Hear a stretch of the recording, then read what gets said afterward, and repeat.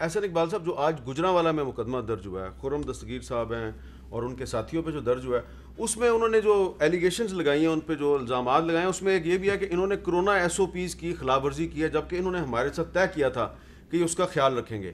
اب آپ مجھے یہ بتائیں کہ اب کوئٹہ میں بھی پی ڈی ایم نے جلسہ کرنا ہے، اس کے بعد اور بھی جگہوں پہ آپ نے جلسے کرنے ہیں، تو ایف آئی آر تو آپ کے خلاف درج ہوتی جائیں گی اور وہ مقدمے چلتے رہیں گے، لیکن کیا یہ آپ کی اخلاقی ذمہ داری نہیں ہے کہ آپ اسٹیج سے لوگوں سے کہیں کہ پلیز ماسک پہنیں اور تھوڑا فاصلہ رکھیں؟ جی اس بات کا وہاں پہ اعلان بھی کرتے رہے، لوگوں کو ہم نے تلقین کوئی اعلان نہیں کیا، لائیو چلا ہے سارا جو وہاں پر ہمارے مثال کے طور پہ ہمارا جو قافلہ گیا، ہم نے سب کو نارووال سے جو گئے انہیں ماسک بھی دیے، ان کو سینیٹائزر بھی دیے کہ اس کا آپ نے احتیاط کرنا ہے. سوال یہ ہے کہ جو پرچے ہو رہے ہیں نا، یہ اس لیے نہیں ہو رہے ایس او پیز کے لیے، یہ ہو رہے ہیں، اس حکومت کا پروگرام ہے ایک گرفتاری سیزن 2 سیریل شروع کرنے کا. آپ کر لیں، اس سے ہم کمزور نہیں ہوں گے. بس وزیر اعظم صاحب کھڑے ہو کے کہتے ہیں میں ان کو وی آئی پی جیل میں نہیں ڈالوں گا، سخت دوں گا. بھئی کون سی وی آئی پی جیل؟ اڈیالہ جیل کی جو سب سے نیچے کی سزا ہے وہ سزائے موت کے قیدی کی چکی ہے.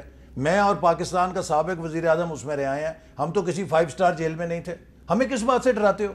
اور دے دو گے تو کیا فرق؟ لیکن ان چیزوں سے ملک نہیں چلے گا. دیکھیے حامد، آخری بات، Pakistan is at a very critical juncture.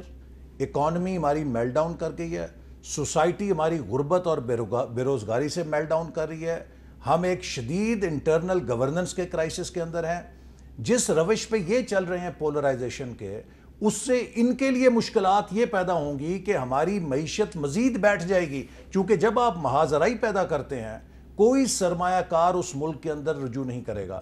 جب آپ ملک کی انتظامیہ کو مینوپولیٹ کرتے ہیں اپنے لیے، لوگوں کو انتقام دینے کے لیے، اس ہیرسمنٹ کے اندر کوئی سرمایہ کار پاکستان میں پیسہ نہیں لگائے. فواد صاحب ایک بڑا اہم سوال ہے، یہ میرے سے بڑے لوگوں نے پوچھا ہے، میرے پاس اس کا جواب نہیں ہے، تو آج آپ پلیز اس کا جواب دے دیں. لوگ کہہ رہے ہیں جی وہ جو عمران خان صاحب نے تھوڑے دن پہلے ٹائیگر فورس کے اجتماع میں ایک تقریر کی تھی، تو اس میں انہوں نے یہ جو اس طرح ہاتھ پھیر کے کہا تھا کہ اب اپوزیشن کو ایک نئے عمران خان سے واسطہ پڑے گا. وہ نئے عمران خان کا کیا مطلب ہے؟ عمران خان تو اگریسو ہی ہے. دیکھیں میں آپ کو سیدھی بات بتاؤں، وہ ہے فاسٹ بالر. اگر آپ نے ان سے عزت کرانی ہے، ان کی عزت کریں. یہ ایکسپیکٹ نہ کریں کہ اپنا بڑا دیکھیں نا، فاسٹ بالر ہے اگر تو وہ جس کو تیز گیند کرائے گا تو اس کا رائٹ نہیں ہے کہ چوکا لگائے، چھکا لگائے. چوکا چھکا اگر وہ لگائے گا تو اگلا باؤنسر کھائے گا. اچھا، جس طرح آپ نے تو خود کھیلا ہوا ہے. لیکن میں صرف یہ فاسٹ بالر چلتے جب بال کی شائن ہو، جب بال کی شائن ہی ڈی شیپ ہو گئی ہو تو اس میں فاسٹ بالر نہیں چلتا. پوچھنے دینا، جواب لینے. میں ایکچولی دیکھیں، میں اپوزیشن کو یہ مشورہ دینا چاہوں گا، پہلے بھی ویسے میں تو بات یہی کرتا ہوں. دیکھیں میں جو جس طرح احسن صاحب نے آگے کہا نا، کولیبریٹو گورنمنٹ ہے 100%. یہ ملک آگے نہیں چل سکے گا اگر ہر وقت ہم نے آپس میں ایک دوسرے کو لڑ کے بڑے کرے رکھنا ہے. ہمارے کچھ باتیں، فار ایگزامپل آپ دیکھیں نا، فیئر الیکشنز، الیکٹورل ریفارمز کے اوپر ایکٹ پڑا ہوا ہے، اس کے اوپر آئیں بات کریں. اگر آپ ہر وقت ہم نے یہ، اگر آپ کیسز کے اوپر یہ کہیں گے کہ اس کے اوپر سے ہم شروع کریں گے، میں کہتا ہوں ان باتوں سے شروع کریں جن پہ بات ہو سکتی ہے، اس تک بھی چلے جائیں گے. الیکٹورل ریفارمز پہ بات ہو سکتی ہے. دیکھیں ہمارے نزدیک آپ آٹا سستا کریں، چینی سستی کریں، گھی سستا کریں، بجلی سستی کریں، گیس سستی کریں. یہ وہ بنیاد ہے جس کے اوپر ہمارا احتجاج ہے. دیکھیے 71 سالوں میں اکانومی کے اوپر تو آپ نے بات ہی نہیں کی. 71 سالوں میں آٹے کی قیمت ہوئی 34 روپے، 2 سالوں میں ہوگی 75-80 روپے. 71 سالوں میں چینی ہوئی 50-52 روپے، 2 سالوں میں ہوگی 110-15 روپے.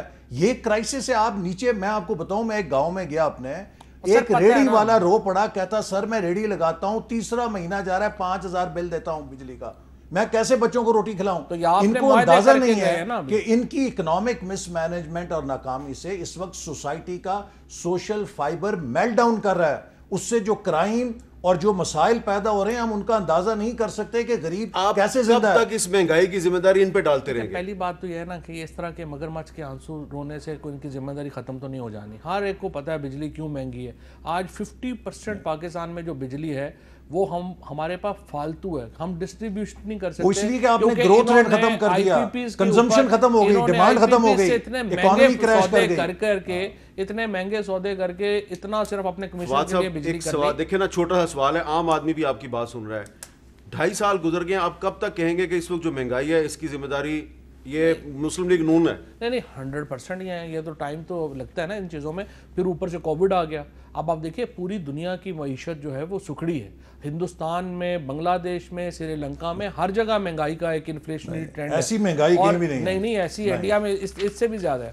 آپ اس کو یہ انشاءاللہ یہ کووڈ جو ہی اس کا آتا ہے، مہنگائی تو ٹھیک آ جائے گی، سسٹم بہتر ہو جائیں گے، لیکن اس کے باوجود ایک پولیٹیکل انسٹیبلٹی اگر ملک میں رہے، اکانومیز آگے نہیں چلتی. یہ بڑی اہم بات کی ہے جی فواد چوہدری صاحب نے، بہت شکریہ.